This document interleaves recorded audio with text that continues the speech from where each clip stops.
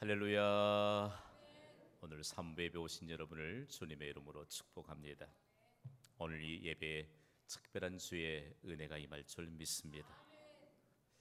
우리는 어떤 인생을 살고 있을까요? 여러분 한 번쯤 생각해 보셨습니까? 제가 미국에서 담임하던 교회에서 있었던 일입니다. 어느 따스한 봄날에 교회 앞 잔디 위에 테이블들을 펼쳐놓고 그리고 그곳에 음식을 준비하고 축하 파티를 벌이고 있던 때였습니다. 유난히 눈에 빨려 들어오는 한 여집사님이 있었습니다. 그분이 입고 있는 의상은 하늘색 원피스였습니다. 그 집사님의 테이블에 앉아 있던 유학 온 지 얼마 되지 않는 자매가 하늘색 원피스를 입은 집사님께 이렇게 칭찬하는 겁니다. 집사님, 하늘색 원피스 너무 예쁜데요. 그 집사님이 땡큐라고 하는 말로 보답했습니다. 그랬더니 조금 연세가 지긋한 권사님이 같이 앉아 계셨는데 정색을 하면서 이렇게 말씀하세요. 아니, 그 원피스는 하늘색이 아니고 소라색인데?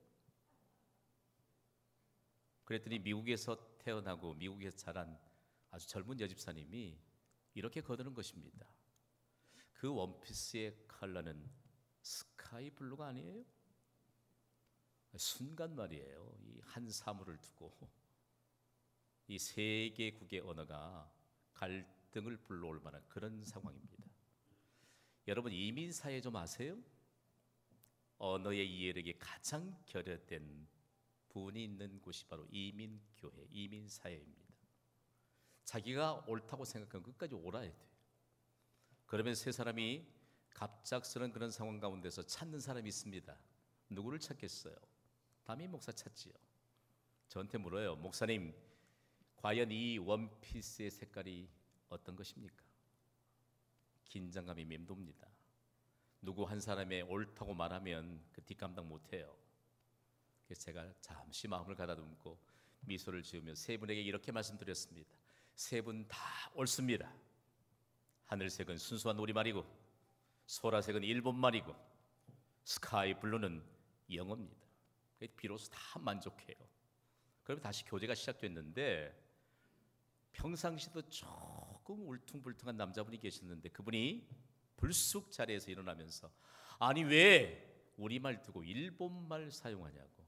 영어도 쓰고 있는데 자리에서 일어나 가버려요. 그랬더니 그 옆에 있던 남자분이 그분이 가는 뒷모습을 보면서 에이, 자기 집에는 좋은 가라오케가 있더만. 그랬더니 그냥 한바탕 웃음바다가 되고 말았습니다. 무엇이 좀 불편했을까요? 일제강점기 때 받았던 그런 억압 때문에, 그들이 저질렀던 만행 때문에 불편했을까요? 우리는 어떤가요? 현재 일본의 수상은 전형적인 정치인이 아닙니까?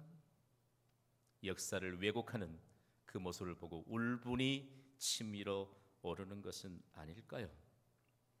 언젠가 미국 캘리포니아에 있는 디즈니랜드에 아이들과 함께 갔다가 팍 화를 내면서 그 안내 요원들에게 이 따지는 한국인을 보았습니다. 다름이 아닌 디즈니랜드의 각 이 코스별로 안내를 해주는 방송이 있는데 세 개의 언어로 짜여진 안내 방송입니다. 먼저는 영어요, 그 다음은 스페인어요, 그리고 그 다음에 일본어입니다. 이분이 영어로 방송할 때도 아무렇지도 않다가 스페인어로 방송할 때도 아무렇지 않다가 일본 방송이 끝나고 뭔가 좀 기다린 것 같으니 방송 끝이에요. 그게 따지는 거예요. 왜 일본어로는 안내를 해주고 한국어로는 방송을 안 해두냐고 따지는 겁니다. 자, 여러분 무엇이 문제일까요? 오늘 글로벌 시대를 외치고 있는, 그리고 그렇게 살고 있는 이 시대에 과연 구원받아 하나님의 은총을 받은 우리는 과연 어떤 삶을 살고 있는 것일까요?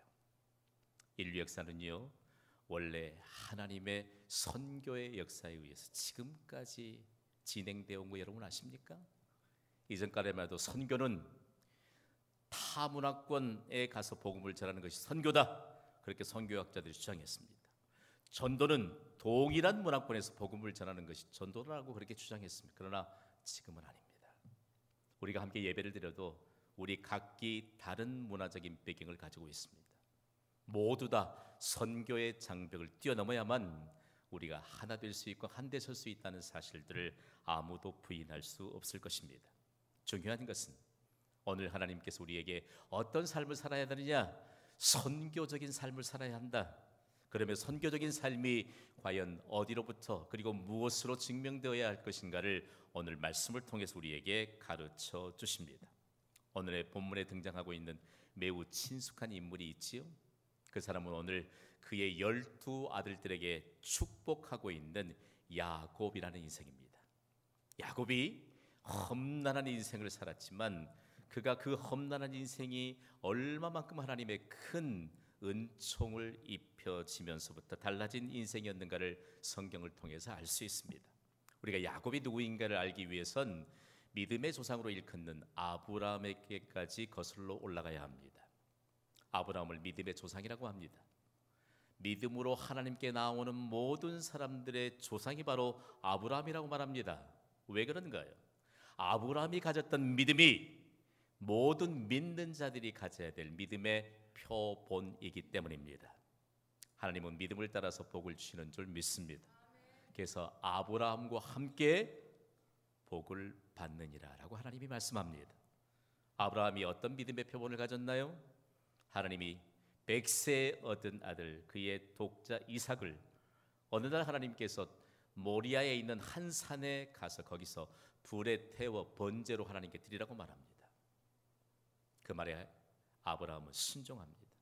그의 아들 이삭을 데리고 그곳에 가서 번제로 드렸던 그 장소, 그 찰나 하나님이 그 믿음을 보시고 준비된 수양을 통해서 하나님께 예배의 모범을 세웠던 인물이 바로 아브라함입니다. 하나님께 드리는 예배가 없인 우리는 언약하신 약속의 복을 받을 수 없습니다. 믿으시면 아멘 하시기 바랍니다. 이 예배에 하나님의 놀라운 복이 임할 줄 믿습니다. 합당한 복을 갖도록 오늘 우리에게 말씀하실 텐데 아브라함의 아들이 이삭이요 이삭의 아들이 야곱입니다. 그러면서 하나님은 우리에게 하나님을 소개하면서 아브라함의 하나님, 이삭의 하나님, 야곱의 하나님이라고 말씀합니다. 믿음의 조상 아브라함에게 주셨던 믿음을 따라 주셨던 그 복을 오늘날 신실하게 우리에게까지 이행하시는 하나님이신 것을 말씀하고 있습니다. 그런데 오늘 야곱이 그의 12 아들들에게 하나님의 감동을 입혀주심을 따라서 축복합니다. 그런데 이것이 이스라엘의 12지파를 향한 축복이었습니다. 그리고 하나님께서 모든 민족 간에 그리고 개인 간에 그리고 가정 간의 갈등과 장벽을 뛰어넘을 수 있는 선교적인 축복이었던 것, 온 세상을 향한 포괄적인 하나님의 축복인 것을 말씀하고 있습니다. 오늘 보면은 11번째 아들인 요셉에게 유난히 길게 축복하고 있습니다. 그 11아들이 들으면서 얼마나 시기가 일어났을지 모르겠어요. 틀림없을 겁니다.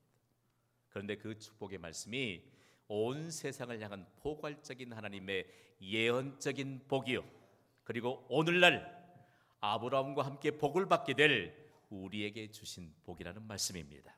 이 복을 어떻게 우리가 감당해야 될 것인가를 오늘 하나님이 말씀하실 것인데 오늘 보면 22절 말씀을 우리 힘있게 함께 읽습니다. 시작.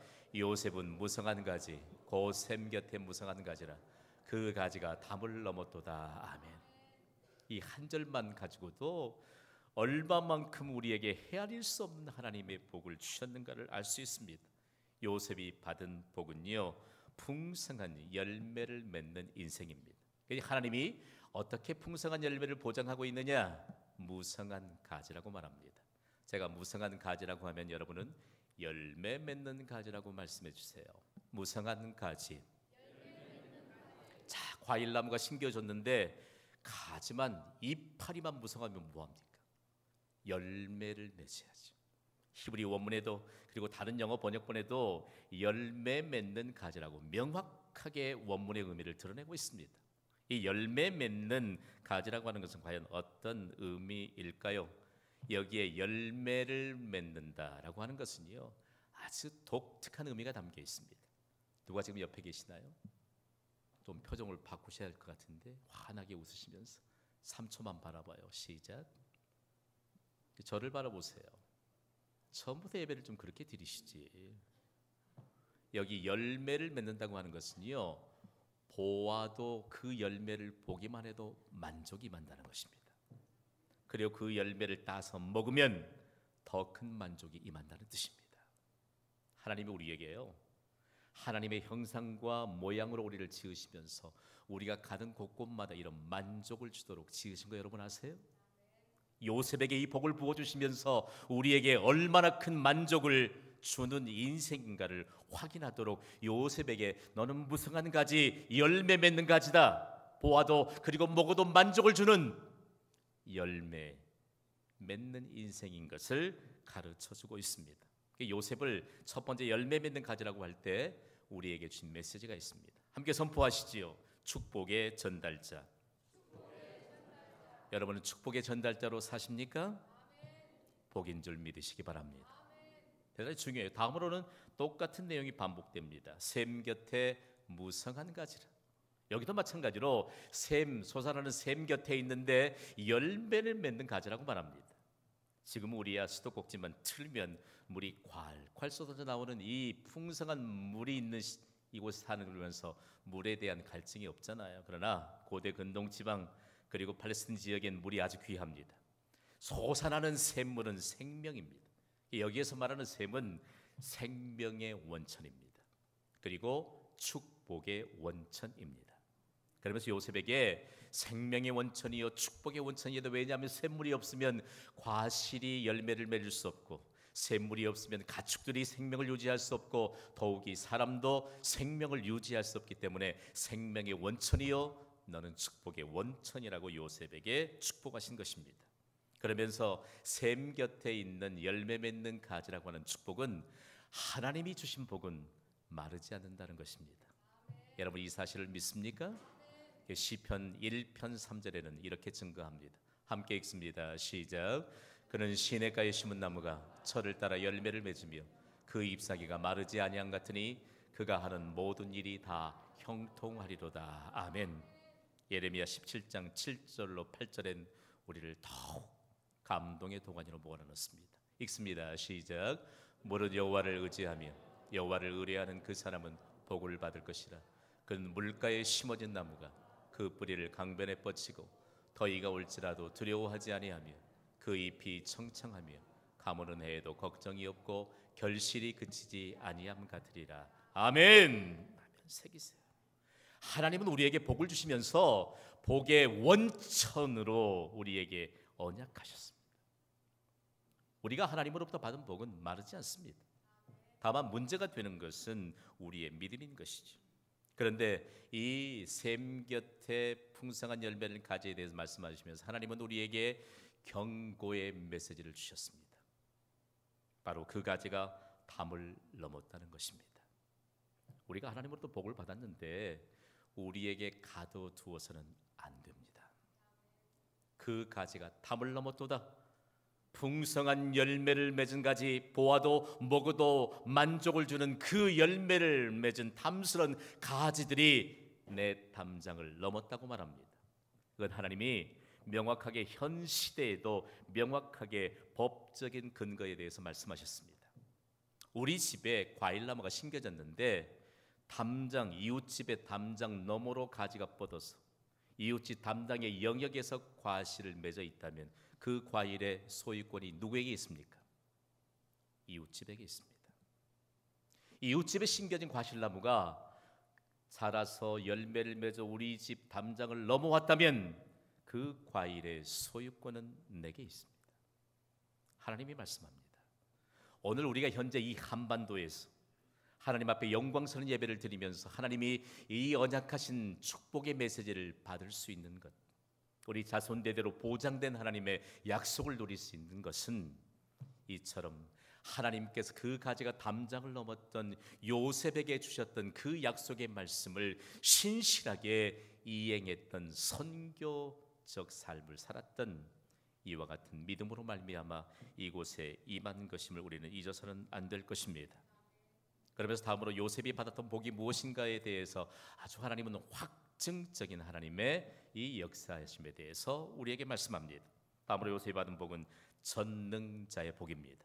오늘 보면 25절은 전능자의 복에 대해서 이렇게 증거합니다. 함께 읽습니다. 시작. 내 아버지의 하나님께로 말미암았나니 그가 너를 도우실 것이요 전능자로 말미암나니 그가 내게 복을 주실 것이라. 위로 하늘의 복과 아래로 깊은 샘의 복과 젖먹이는 복과 태의 복이리로다. 아멘. 전능자는 과연 누구일까요? 전능자, 우리가 구약에 보면 이 히브리어에 기록된 하나님의 이름 하나를 기억할 필요가 있습니다. 제가 전능자 하면 여러분은 엘 샤다이라고 말씀해 주세요. 전능자, 전능하신 하나님의 이름입니다. 구약 성경을 펼쳐서 읽다가 우리말로 번역된 것도 엘이라고 하는 말이 등장하면 그거 전부 하나님이에요. 엘은 하나님이에요. 하나님과 관계된 사람들의 이름을 하나님의 이름을 붙여서도 짓기도 하고, 엘은 하나님인데 이 엘샤다이는 전능하신 하나님이십니다. 충족시켜 주시는 하나님이십니다. 누구를? 전능하신 그 손길로 충족시켜 줬느냐? 요셉의 아버지인 야곱을 철저하게 필요를 충족시켜 주시는 하나님이셨습니다. 그런데 놀라운 것은요, 이 요셉이 그의 아버지 야곱이 경험했던 전능자이신 하나님의 복을 받고 있는데 그 복은 이렇게 명확하게 해석되어서 우리에게 전달되어야 합니다. 전능자이신 엘샤다이는 야곱을 도우시며 복 주셨던 하나님이십니다. 전능자이신 엘샤다이는 요셉을 도우시며 복 주시는 하나님이십니다. 전능자이신 엘샤다이는 나를 도우시며 복 주시는 하나님이십니다. 이 사실을 믿으시기 바랍니다. 오늘 우리가 어디에 살고 있느냐? 야곱을 도우시고 복 주셨던 그 하나님, 그리고 야곱이 그의 아들 요셉에게 너를 도우시는 엘샤다이, 너에게 복 주시는 엘샤다이, 그 하나님이 바로 오늘날 나로 하여금 나된 인생을 살게 하시면서 도우시고 복 주시는 하나님이시라는 말씀입니다. 그러므로 우리는 이 전능자의 복을 받아 누리기에 합당한 믿음을 가져야 합니다. 그 합당한 믿음은 과연 어떻게 드러나야 될까요? 성경에 요셉이 이와 같은 포괄적인 온 세상을 향한 복을 받았는데, 요셉은 엘샤다이 전능자이신 하나님의 복을 약속받은 이후에 그는 철저하게 하나님을 바라보며 하나님을 경외하고 하나님께 우선순위를 드리는 그 삶으로 일관합니다. 그의 인생 과정에 너무 어려움이 많았습니다. 첫 번째 어려움은 12형제 가운데 얼마나 하나님이 시기나게 복을 부어주셨는지 시기를 견딜 수가 없어요. 여러분, 우리 복 받읍시다. 하나님이 복 주시면 시기나게 받게 될 줄 믿으시기 바랍니다. 경신교회는요, 이 전능자의 복을 받았잖아요. 표현이 좀 그렇습니다만 주변에 많은 교회들의 시기를 불러올 만한 그런 교회가 됐잖아요. 하나님이 복 주시면 시기 나도록 부어주십니다. 요셉의 아버지인 야곱, 야곱의 아버지인 이삭이 블레셋 땅에서도 아브라함에게 그 약속하셨던 그 약속의 복을 잊지 않고 기억하면서 전능자이신 하나님을 바라보며 살면서 이방의 땅 흉년의 때에도 그를 거부가 되게 하실 때 블레셋의 왕으로부터 온 백성들이 시기가 일어나잖아요. 제발 좀 떠나라. 그랬더니 그가 옮겨가는 곳곳마다 하나님이 더 큰 복을 부어주셨습니다. 생각해 보세요. 그러나 그 어떤 어려움 가운데서도 요셉은 하나님을 경외하는 믿음으로 살았는데, 요셉은 결과적으로 자기의 온 가족들을 다 살렸습니다. 하나님의 복이 이루게 했습니다. 자기의 가족뿐만이 아니고 이스라엘의 히브리 민족 모두를 하나님의 복으로 가득 채우는 축복의 전달자가 되었습니다. 더욱이 국경을 넘어 애굽이라고 하는 당대의 최대 강대국이었던 애굽의 흉년이 들었을 때도 그 애굽의 모든 백성들을 다 살리게 되는 축복의 전달자가 되었습니다. 애굽뿐만 아니고 이방의 나라들이 흉년이 들었을 때, 식량이 없을 때에도 모두가 요셉에게 나오기만 하면 식량을 얻게 되었고, 그리고 전능자의 복을 누리는 자신을 통해서 하나님이 열방에 전달되게 했습니다. 요셉이 있는 곳은 세상의 중심이 되었고, 요셉이 있는 곳이 바로 전능자이신 하나님의 복에 대한 증거지가 되었습니다. 어떻게 이런 일이 한 사람으로부터 임하였을까요? 하나님 앞에 믿음으로 일관했던 요셉에 대해서 성경은 이렇게 증거합니다. 창세기 39장의 증거를 우리 함께 읽습니다. 시작. 여호와께서 요셉과 함께 하심이라. 여호와께서 그를 범사에 형통하게 하셨더라. 아멘. 우리말 성경에 형통이라고 번역해서 기록하고 있는데 영어의 번역본들이 대단히 명확하게 번역합니다. success, 성공이라고 하는 단어로 번역했습니다. 형통은 성공입니다. 우리가 어느 곳에 있든지 전능자이신 하나님께서 우리를 성공하게 하실 줄 믿습니다. 그래서 우리가 하나님을 신뢰하는 믿음이 얼마나 중요한지 모릅니다. 그렇다면 요셉이 받은 전능자의 복은 지금 이 시대에 무엇으로 드러나게 된 것일까요? 이 전능자의 복은 무엇으로 하나님이 세상에 드러내실까요? 세상에 증거된 전능자의 복은 선교적 교회를 통해서 드러납니다. 선교적 교회, 여러분 들어보셨나요? 우리 교회는 경신교회인데 선교적 교회는 어디에 세워졌는가? 경신교회는 하나님께 우선순위를 두는 선교적 교회로 세워져 가는 줄 믿습니다. 하나님께 우선순위를 두는 교회.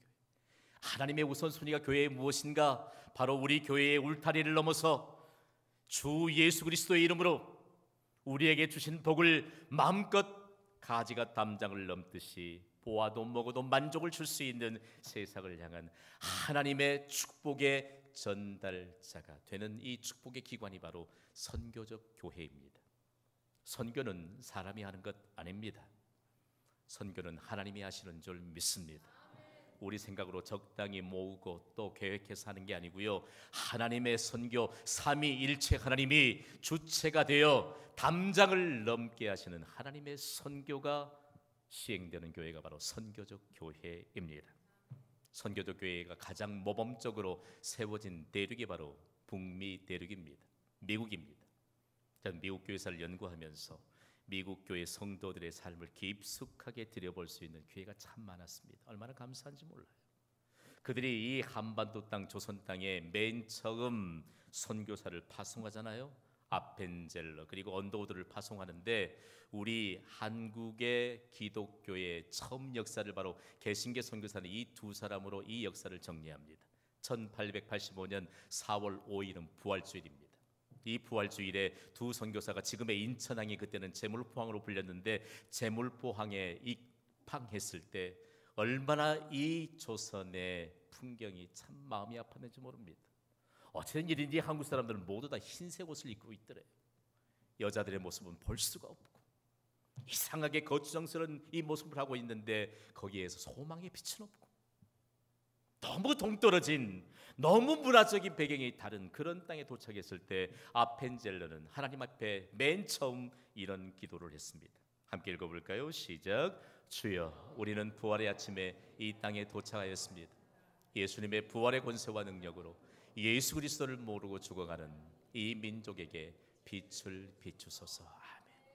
아펜젤러의 이 기도가 조선의 희망의 빛이 되었습니다. 그들은 앞다투어 교회를 세웠습니다. 그리고 학교를 세웠습니다. 그리고 의료기관을 세웠습니다. 그들이 세웠던 교회와 학교와 의료기관을 통해서 수많은 영혼들이 예수 그리스도를 영접하고 구원을 받았습니다. 그리고 새로운 세계를 보았습니다. 지독하게 가난했던 가난도 퇴치할 수 있었고 그리고 이 항생제 하나리 없어서 무수한 생명들이 죽어가던 그 시대에 선교사들로 말미암아 질병을 퇴치하는 놀라운 역사가 세워진 것입니다. 미국 교회는 선교적인 교회가 되었을 때 세계 제1의 국가로 세워지는 국가적인 복을 받았습니다. 참 감사한 것은 미국 교회가 파송한 선교사들로 인해서 이 한반도에 교회가 세워졌는데 한국 교회가 선교적 교회로 세워졌습니다. 한국 교회의 선교적 교회가 되어서 국가적인 복을 받게 했습니다. 이 얼마나 큰 축복인지 모릅니다. 그러면서 오늘 우리가 받아야 될 이 귀중한 것, 한국 교회가 선교적 교회가 되었다. 이 선교적 교회가 되어 이제는 세계 열방을 향해 나아갈 수 있는 이와 같은 아름다운 역사, 요셉이 받은 전능자의 복이 세계 만방에 증거되도록 경신교회를 통해서 하나님이 지금 역사하시는 줄 여러분 믿으시기 바랍니다. 요셉이 받은 전능자의 복은 선교적 교회를 통해서 세상에 증거되고, 그리고 선교적 인생을 통해서 세상에 증거가 됩니다. 선교적 인생은 어떤 인생인가요? 하나님께 우선순위를 두는 인생입니다. 미국 교회사를 연구하면서 가장 중요한 바탕이 되는 것은 미국 교회를 섬기는 성도들의 가정을 들여다보는 것입니다. 누가 그 가정을 보여주겠습니까? 그러나 연구하는 목사라고 하는 이 타이틀 때문에 가서 펼쳐 보이며 들어봤을 때 그들에게 깜짝 놀랄 만한 선교적 인생에 대한 표지가 두 기둥으로 그들에게 전통으로 내려오고 있다는 사실입니다. 먼저 하나는 사람의 수평 이동에는 하나님의 선교 목적이 있습니다. 기억하면 평생 동안 복이 임할 줄 믿습니다. 우리가 이사를 해야 되는데 고민할 거 없어요. 하나님, 내가 어느 곳을 가더라도 그곳에서 하나님의 선교의 목적을 이루게 하여 주시옵소서. 고민할 거 없어요. 내가 이사를 하면서 하나님과 멀어진다면 그건 절대로 복 아니에요. 내가 이사를 해도 하나님과 더 가까이 줄 수 있다면 그것이 복인 줄 믿으시기 바랍니다. 그러니까 선교에 우리의 수평 이동, 우리가 지역을 이동하든지 아니면 국가의 이 장벽을 넘어서 선교사로 가든지 그곳엔 하나님의 선교 목적이 있다. 두 번째로는 이 선교적 인생에 대한 고백은 선교는 후손에게 물려줘야 될 영적 유산이라는 사실입니다. 도대체 그들이 선교적 인생에 대한 물려줄 수 있는 영적 유산이 무엇일까? 미 대륙을 누가 개척했나요? 영국의 청교도들이 그 순수한 믿음을 지키기 위해서 미 대륙을 향해 102명이 가잖아요. 가는 도중에 배 안에서 생명이 희생되고 도착해서 풍토병과 혹독한 추위 때문에 죽게 되고, 그러나 그곳에서 하나님이 예비하신 친절한 원주민 한 부족을 만납니다. 그리고 그들에게 옥수수 몇 알을 받습니다. 그 원주민들이 얼마나 그들을 불쌍히 여겼던지 이 옥수수를 심어서 열매를 거두어야 먹고 살 수 있다는 생각을 그들이 가졌기 때문입니다. 그런데 여러분, 그 옥수수 몇 알을 심어서 지금 미국의 옥수수 산업을 여러분 아세요? 주 생산지인 미네소타주를 가면 하루 종일 달려도 옥수수 밭이 끝이 없습니다. 저는 비로소 알았습니다. 6.25 한국 전쟁 이후에 이 한반도에 굶주림이 임하였을 때 그들은 요셉에게 주신 전능자의 복을 가지가 담장을 넘어 배고픈 민족들을 향해 흘러가야 된다라고 하는 이 선교적인 사명으로 이 땅에 옥수수를 원조했던 것입니다. 저는 찬미주의자는 아닙니다. 역사는 바로 알아야 합니다. 요셉이 받았던 전능자의 복, 그들이 받았던 그 복을 담장 너머로 우리에게 전달해 주지 않았더라면, 그러면 그들이 어떤 경우 가운데서 이런 선교적 인생으로 세워지게 되었는가? 그들은 맨 처음에 미 동부의 추운 곳에 겨울에 도착했습니다. 우리 같으면 가장 먼저 바람막이하고 튼실한 집을 지었겠지만 그들은 겨우 통나무로 얼기설기 바람만을 피하도록 거처를 마련하고 곧바로 튼실한 예배당을 지었습니다. 그 다음에 2세들을 교육할 학교를 튼실하게 지었습니다. 맨 마지막에 그들이 기거할 튼실한 장막을 짓기 시작했습니다. 선교적인 교회, 선교적인 인생의 출발은 그렇게 하나님을 향한 믿음으로 눈물겹게 시작이 되었다가 우리에게 생명을 건 선교사들을 통해서 우리에게 전달된 것입니다. 사랑하는 예배자 여러분, 오늘 우리가 받은 이 요셉의 전능자의 복 우리가 받았습니다. 경신교회는 과연 어떤 교회와 성도들은 어떤 인생을 살아야 할 것인가? 하나님은 결론적으로 이런 메시지를 주십니다. 다 함께 선포하겠습니다. 시작. 선교적 교회, 선교적 인생을 증거하는 경신교회. 동의가 되시면 아멘 하시기 바랍니다. 선교적 교회가 전능자의 복을 받습니다. 선교적 인생을 사는 자가 전능자의 복을 받습니다. 언더우드 아펜젤러 선교사가 와가지고 교회 세우고 학교 세우고 의료기관 세우며 수많은 영혼들을 예수 그리스도의 놀라운 구원의 역사에 인도했던 것처럼 경신교회는 교회 설립 11주년을 맞이하면서 그동안 처음부터 우리가 선교했고 선교하는 교회였고 선교적 교회였고 선교적 인생을 살아왔지만 단독 선교사 파송을 준비합니다. 이번에 선교지인 일본 북해도 신삿포로에